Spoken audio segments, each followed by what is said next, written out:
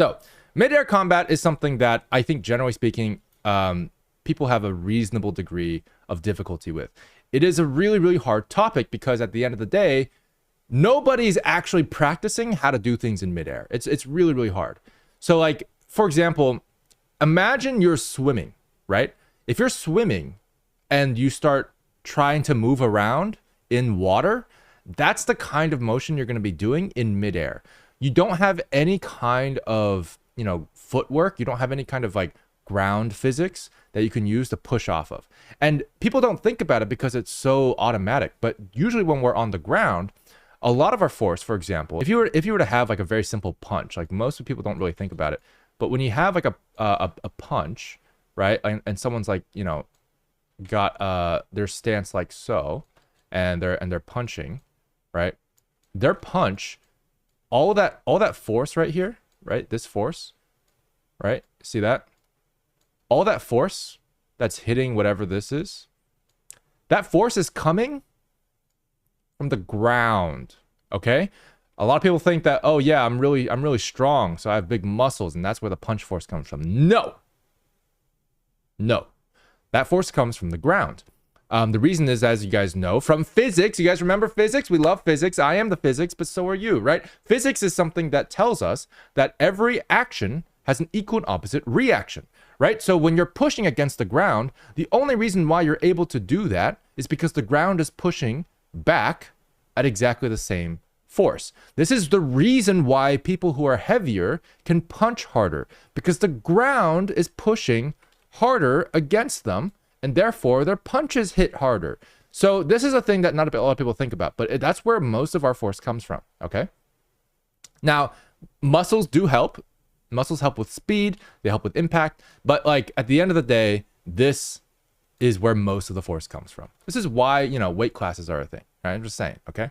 So if we don't have the ground, if we remove the main source of our power, what do? How do we punch? How do we exert force? How do we do anything, right? We have no ground at all now. We're just in midair. This punch would not work because you know what would happen? You would punch this thing and then you would actually go flying back. And that would reduce a lot of the force input that you have, right? Because there's no ground to stop you from flying backwards. And that's just the reality, right? Hey, want to be reviewed? Just send your animations in the Professor Goo review channel in the Discord. Each stream, I'll be going over one animation, which will be randomly selected from that channel. If you happen to be in stream that day, we'll go over it and maybe even jump into a call. If you want to watch these streams live, go to twitch.tv/DylanGoo. Hey Goos, welcome to the Professor Goo review, where we talk about Septic's animation again because it's amazing. So this is actually a different animation. Septic has submitted a second animation and got rolled the day after. It's crazy, but it's fantastic. We love Septic's animation. So this one is actually a knife fight challenge from before, and he's done these 30 seconds, which are just incredible with amazing choreography. Again, link in the description if you don't have it. And yeah, this is going to be involving a chain weapon. It's going to be involving portals. This is going to be involving stabbing and knife stuff, obviously, which is great. But we're going to talk about that, and we're also going to talk about a couple other things. So the three topics specifically I want to talk about, one of the main ones is actually midair combat for that particular section here. So this area of the set, of the environment, this falling point, is going to be something that will require just a little bit of attention from the animation and the pose side of things to make the physics feel accurate to how something would move in midair. And midair combat is a very specific topic regarding like, how do you actually get force inputs when you have nothing to push off of? And so that we're going to talk about that a little bit. We're also going to talk about chain weapons, because chain weapons have their own sort of physics to them as well. And you want to figure out exactly how to animate it in a way that feels weighty and feels believable. And we have portals. The portals are a big part of it. And honestly, I think animation-wise, it's fine. But from a directing perspective, I think the portals can be improved a little bit to make sure that it's clear, just visually. So we're going to talk about that a little bit as well. Just some small suggestions. It already gets the idea across pretty well, so I'm not really worried about that. But some small improvements could be made. So those are the three topics we're going to talk about today. First one is going to be midair combat. So midair combat is something that I think, generally speaking, people have a reasonable degree of difficulty with. It is a really, really hard topic because at the end of the day, nobody's actually practicing how to do things in midair. It's really, really hard. So like, for example, imagine you're swimming, right?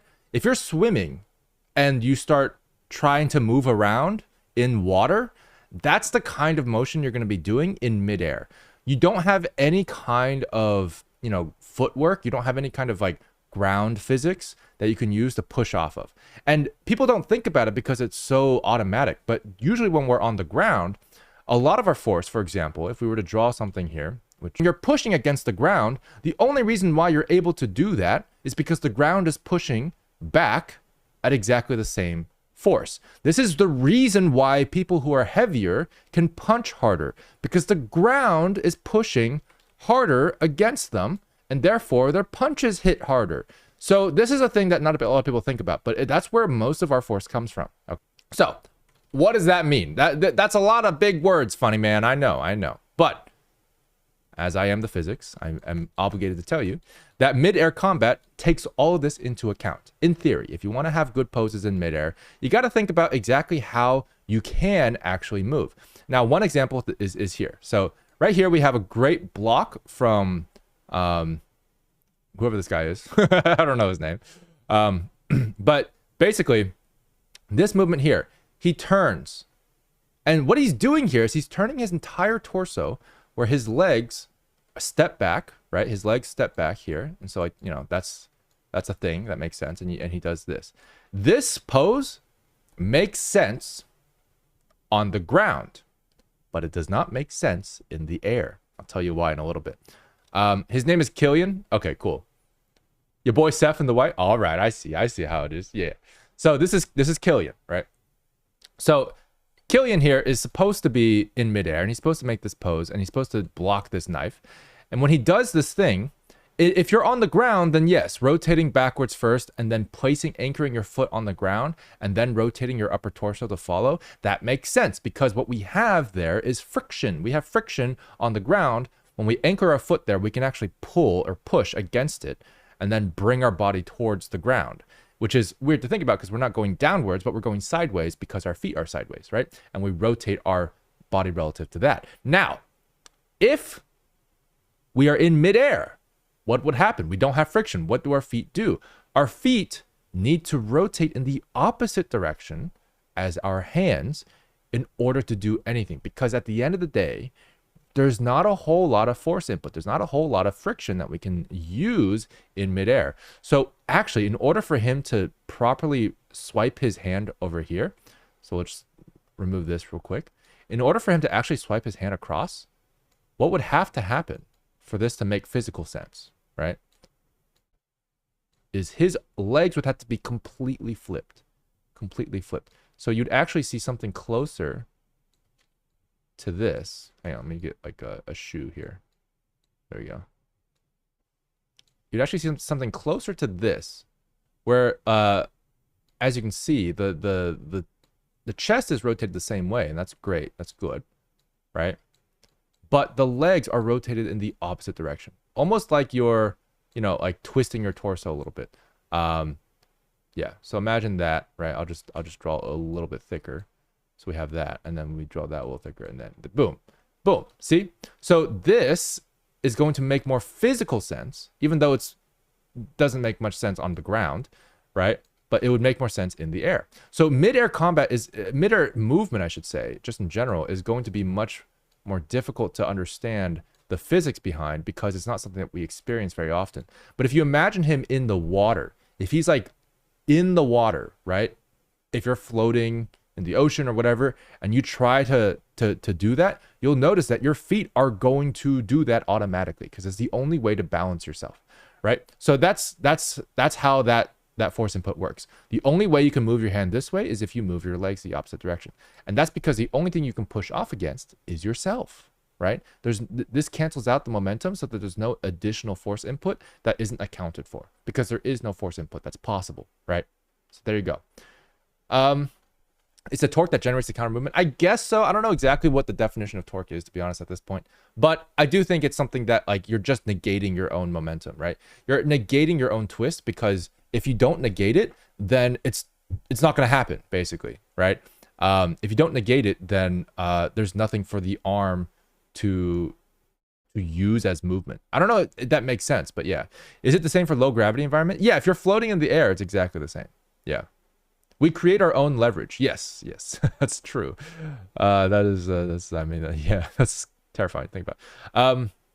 From Omni-Man. Using twists and turns from your limbs in the air to retain some momentum can help with it appearing smoother when messing with in-air stuff. Yeah, exactly. We need to twist the body first, like a cat falling on their feet. That's a very, very good reference, actually, because cats always falling on their feet. If you actually look at the mechanics behind a cat falling on their feet every time, I've seen the slow-mo videos, and it's a really fascinating study because you have to wonder, like, how does a cat turn around in midair? Right? Same problem, right? We can kind of do it, maybe, but like we would have to like twist and then turn and then twist or whatever. And they actually do the same thing. They twist and they turn, but they can do it very fast, much faster than we can. And why is that? It's because of their tail. So cats, when they fall in slow motion, they actually use their tail as leverage. So they'll actually rotate their tail down first, and then they'll rotate their legs and like everything with it, and they use their tail as extra leverage, which allows them to bring everything back in. So yeah, just a fun little fact. That's why it's so important that their tails are so prehensile, right? They have a lot of control over it, a lot of weight over it, compared to like a dog, for example. So yeah. Ever see the infinite energy video where they tape toast butter on top of a cat for infinite speed? Yeah, I did. That was great. Yeah. So yeah, there you go. So that is an important aspect of midair combat. Now, if we take a look at the rest of these, right? It's kind of the similar thing, right? Like right here, this kick, he's rotating his like this right here, but he's rotating his upper body, his torso with the kick. That's not going to work. That's not going to work at all, right? In this scenario, you really have to hang on. Let me draw this with substance so you know which one's behind. But yeah, in this scenario, for this leg position, for example, which is a great pose, this has to be opposite, completely opposite. So he actually needs to be here. Killian needs to be rotated this way, more so. I mean, probably not twisted this much, but yeah, something more like that, right? Would be good. So then, now he has the proper, and his arm should be the opposite as well. So his right arm, his character right arm, should be here, right? Should be here. And then his character left arm should actually be as far back as possible. So it's kind of interesting because it's a similar silhouette, but it's totally different, right? So that would be, that's a more believable kick in midair. Much, much better. Yeah. So there you go. There you go. Boom. So these are really, really important things to keep in mind for midair combat. And it's going to be really difficult to balance all this because like if you actually wanted to get this 3-kick combo in, it may take a little bit more time to get these kinds of rotations in, right? Because you got to like pre-rotate and then you got to unrotate and then you got to pre-rotate again, stuff like that. This last one's actually not bad. It seems to have the most sort of like proper counter rotation, but this actually should be closer to this actually. So like his body should actually be facing this way more so, right? And like really, really extending that foot here would be great. And then like he would actually be facing probably closer to this way, realistically. And then his hand would probably be over here. So just an example of how that would work out, right? So yeah.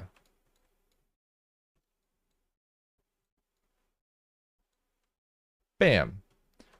So yeah, those are some mid-air poses that I would highly recommend considering and just learning about. Again, this is actually something that most people are not going to tell you. I'm just going to be honest, guys. I know very few people who are taking this into consideration when they do mid-air combat poses. It's really rare for people to have to think about it. So like I do think that like it's pretty normal not to know exactly how to do it. But if you can think about it that way, if you understand and think about it, if you're in a pool, if you're in the ocean and you try to do this, that's the best reference you can have for these sort of mid-air movements. So yeah, there you go. Now, that's not including, by the way, not including force inputs that are input before the ground is left, right? If you jump up from like a backflip or whatever, if you jump off the ground with intentional momentum input, with intentional force input, then like that can be taken into consideration to whatever spin you have and whatever poses you have. You don't necessarily need the torque that we're talking about here if you have like, you know, an external force input from the ground already. But this is assuming that we don't have that, right? We don't have any of that. And in a lot of cases, when you have a longer fall or a longer jump, like that's where it just disappears. But usually unintentional falls are where this is applied the most. Yeah. So inverting kick logic, essentially, yeah. You would invert it. I mean, to be fair, this is actually a pretty common pose for like soccer kicks and stuff. Like there's a certain amount of kicking that actually does require this in on the ground as well, to be honest. But the biggest thing is like this foot is lifted, right? Normally it wouldn't be. Normally this would be anchored on the ground. But yeah, I think once you understand how you have to basically reverse the upper torso from the lower torso for any kind of turning to work in midair, that'll just apply to everything in midair. When you're on the ground, you don't have to. You still probably should. Like there's certain cases where it makes sense. In fact, for kicks, it actually makes a lot of sense because one of the feet are off the ground, so you actually still need that torque. But like generally speaking, when you're in midair, just know that your upper body and lower body have to move opposite to each other. Yeah, cool. So that's midair combat stuff. Next, we're gonna go to chain weapons. So chain weapons are, oh boy, chain weapons. So as you guys know, I animated the chain weapon once, maybe twice, and I love chain weapons. I absolutely love chain weapons. I also hate chain weapons, right? They're a lot of work to animate. There's something that like you ultimately have to understand the physics behind like all the different like string things, and like I love it because it's such a complex thing to animate that I find it very satisfying to sort of like get used to and learn about the physics behind like how things move. And it's like it's a really cool fighting style because you have this mastery of the physics. You know, maybe that's why I like it. Maybe so I'm a kind of guy who likes physics. If you use physics to fight, that's pretty pog, right? I just think about it, right? This guy's just using physics to fight, right? So let's talk about the chain weapon. How do we animate it in a way that feels believable? This goes for nunchucks and other things that have like, you know, these kinds of arcs. Generally speaking, with this chain here, there's a couple things. One of the first things that comes to mind is like most of the time for chain weapons, most of the time, when you're swinging it, the chain should be straight, right? I think generally speaking, the chain needs to be straight most of the time. And so like when we see this, for example, like this bent thing, what that's actually telling us in our heads is that it's not actually moving as fast as it can be. Because when you actually have like, you know, a nunchuck or something similar, the reason why it's straight is because you're constantly pulling against where it wants to go. That's why the arcs happen, right? That's the whole point of the string, is that it's being pulled taut so that it's, you know, properly controlling the arcs. So in order to get this arc, for example, like this would actually have to be straight, just as an example. But if you can keep it straight, that's what you want. And the times that you don't have it as a straight line should be specifically when the blade or when one of the sides of the chain weapon has reached a resistance of some sort. So like if you actually watch, for example, like Project Monty, where I animated those two chain blades, you'll notice that like the chain blades get loose and they rattle as soon as the blades make impact on the ground or something else.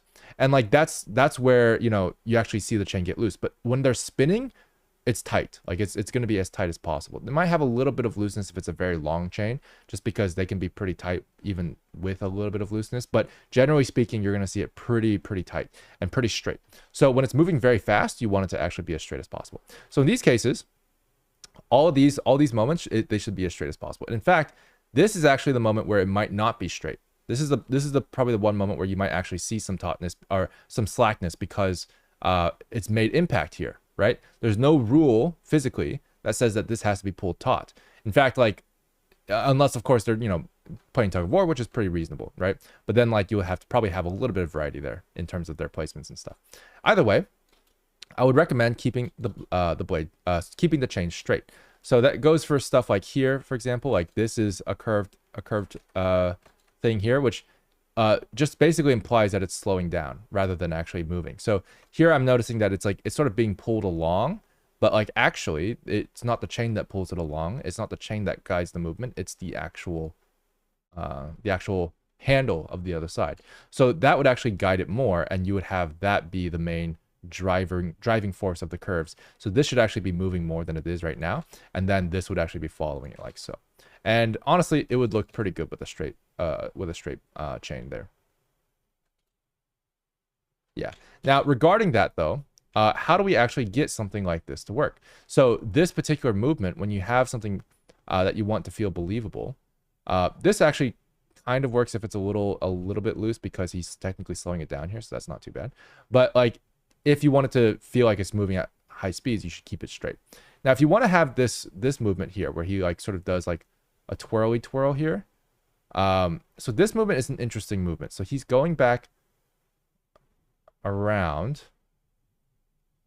and it seems to me like he wants to strike sideways. Okay, so for a chain whip, it's really good if you have experience using a chain weapon when you're animating it. This is something that might be a little hard to do for some people, but I do recommend trying it, you know, in real life. Like just take like your phone charger, okay? Take your phone charger, make sure it's under warranty, but you know, try swinging your phone charger as a thing. I remember when Sarandon was animating the chain weapon for Abby's Mesh Trails trailer, he just literally took like I think it was a phone charger and like a stick. Yeah, you can use your bathrobe belt. You can use any kind of string or anything that has a little bit of weight, and you can try swinging it around and see what happens, right? See exactly what kind of movements you need to make in order to actually get this thing to feel right, to feel good with the movements. Yeah, watching reference is also a good idea too, of course. So the biggest thing here is like he wants to, he's starting with a downward swing and he wants to somehow change the arc of the motion. And this is changing arcs in a chain weapons is a huge topic because it's like when it comes to martial arts and figuring out how to actually get that to work, it's there's a whole technique to it. But like if you actually want him to basically swing it sideways, despite the fact that the angular momentum is vertical, right? In order to do that, he would basically either have to stop the momentum and restart it, or he would excuse me, or he would have to use one of the techniques that people use in chain weapons for longer stuff, which is like they use the elbow to change the angular momentum, or they use the knee or the legs. Yeah, use the elbow or the foot. Yeah, exactly. So to change the angular momentum, you need basically a new pivot, and it can't be the hand because the hand has the same pivot. So if you're let me think about this. He's striking downwards. Yeah, you actually can use the hand a little bit if you move it enough, but like if you're doing that, you would have to basically bring it down, bring it sideways, and then but you have to go outwards. So Jesus, okay. So boom.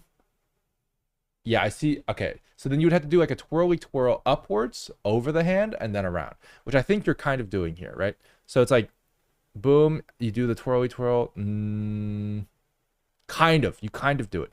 I think the main thing is like the angular momentum has to sort of be set up beforehand. So this is actually a sort of still kind of vertical, but just like rotated sideways.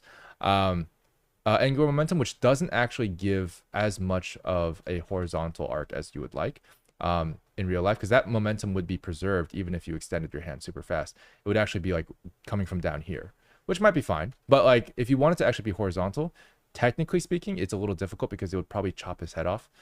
So that's something to consider with the choreography. Like chain weapons are difficult to manage. They're difficult to choreograph because there's so many requirements when it comes to these physics. You might have to change this up a little bit. So for example, if you want to keep the angular momentum going up this way, which makes sense, you would probably have to keep it going down here, right? Just a little bit.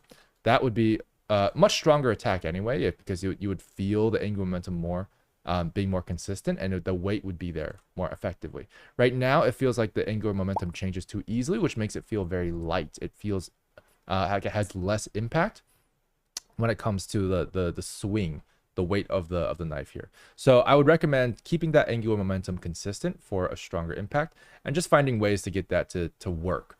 Again, just trying to do it in real life and stuff, and then again keeping the chain taut, and that'd be good. Yeah. I think it'd be cool on the other hand. You could also switch hands. That would be interesting. I don't know if that'd be easy to do, to be honest, but yeah. Cool. So that's it for chain weapons, to be honest. I think that's a big topic, and we went over most of everything that we could talk about here. The rest of it is going to be all about looking at reference, trying it yourself. Get, again, a phone charger or something that has like a string and some weight tied to it. That'll be a great thing. A yo-yo works as well if you have a yo-yo, and then just see how it works and just try it out and see if you can get something that feels pretty good, and you'll understand angular momentum a lot better. You'll notice, you'll try to do it, you'll try to change it, the angular momentum midway through. It's not going to work. So you're going to figure out what your limitations are a lot better if you actually give it a shot. Buy nunchucks off eBay for $10. You could totally do that. Yeah. Anyway. So yeah, so that's chain weapons. And then our last topic is actually portals. So portals, this whole topic is mostly a directing thing. I think animation wise, this whole thing is basically fantastic. The way the portals and stuff transition between like the environment, like this is a great transition here. Boom, grabs the head, slams him against the wall on the other side of the portal. That's a really cool moment. So I really, really like the use of the portals from a choreography perspective. What I think we can do a little bit better is from a directing perspective, have a notification that pops up. But from a directing perspective, we can have the portals be just a bit more emphasized. This is a great example of good directing because we can actually see the portal coming in. Now, I would, before the flash of light, try to have the portal actually cover the frame if possible, so we actually feel like we're going into it. I also recommend figuring out how to use the screen space info node, which Late knows how to do, to basically create an actual portal, because you can do that, which is pretty cool in Goo Engine. We have portal VFX. That's a whole thing, though, and honestly, I don't even know how to do it. So, but I do recommend doing that if you can. But regardless, if you can fill the frame in so like it feels like it's getting closer, that'll feel even better from a directing perspective. So it feels like we're going into it, other than the flash of light. The flash of light is a great placeholder, though. I think it works well for conveying the message. And then, as we go forward, which I think you've already established the portal pretty well. We know the mechanics. So like, we don't have to show it every time. I think what you've done there is pretty good. You've gradually made the portal less and less visible and just more and more implied. And that's good. You're not hand holding the audience, and that's good. This is another one where I do wish we could have it, again, just a bit more, you know, filling the frame if possible. But yeah, that's a thing. Same note as last time. And then as we come here and stuff like that, we can still have the flash of light, and that's good. Once we get to the point where we're not showing the portals anymore, like right here, for example, he's being thrown into a portal that's presumed to be basically at the camera. That's kind of fine. I think that one's okay. But I do kind of wish that we had a wipe transition of some sort. And I don't know exactly the best way to do it, but if we had some sort of wipe transition here coming out, for example, because coming out, we're actually at a sideways angle. If we could have this, that fade in's fine. But then maybe here we have like a clear sort of like wipe here, where like we have the portal sort of like traversing across the screen because it shows that we're coming out of it like that, like so. That would be a kind of nice way to sort of show like, yeah, okay, we're coming out of a portal now. Cool. And then like the same goes for the next one, I believe. Yeah. So this one is another one that we could definitely just improve with just a little bit of like something like that, right? And even if we just have a remnant of it in the scene there, that could be really good. This one here, I do wonder. I don't think we need to have it for this one. It's fine. But yeah, so that's a small thing with the portals that I think would help a lot.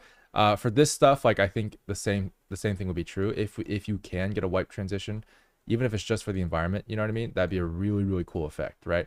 That'd be a super cool effect. So I do recommend it. It's something that like would require a little bit of, you know, know-how. Like this one here as well. This would be super cool, right? Just imagine like that kind of wipe. Boom. That would enhance that portal effect just that much more.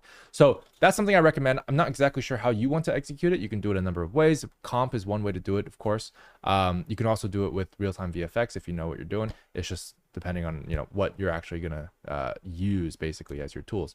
So a lot of options there, but that's portals. That's portals. So we talked about midair combat. We talked about chain weapons and portals. There's so many things that, you know, like are great about this animation. So these are things that I think could be improved. They're concepts, high level concepts that I think will help a lot, and are honestly pretty difficult to get right. So I think you've done a great job here. I'm really excited to see what else you do, Seth, because honestly, you just keep pumping out good shit. Like, I don't know.